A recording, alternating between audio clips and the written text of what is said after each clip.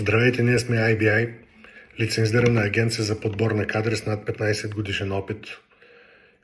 Оперираме в над 10 сектора, помагаме на кандидати от най-разнообразни индустрии да намерят своето професионално поприще или просто да сменят работното си място. На някои помагаме и в кариерния старт.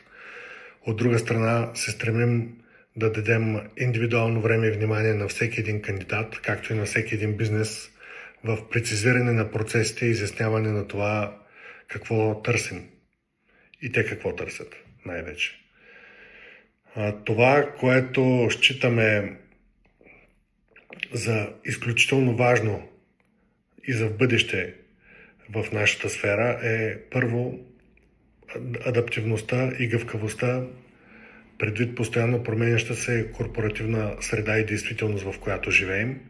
Второ, комуникационните умения между колеги, да имат изграден стандарт между мениджмънт и подчинени. И трето, естествено, повишаване на техническите умения.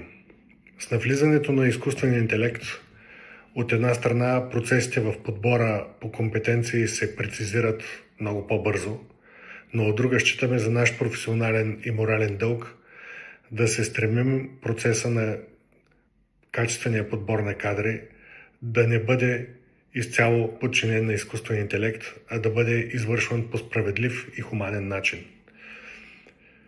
С напредването на технологиите вярваме, че този процес още повече ще се улесни в известна степен, но считаме, че ще се повиши и очакваното качество от тези, които извършват услугата.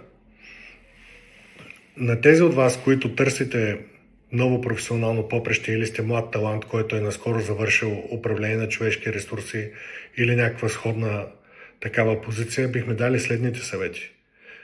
Образовайте се колкото може повече чрез практически статии, било през LinkedIn, било през други платформи.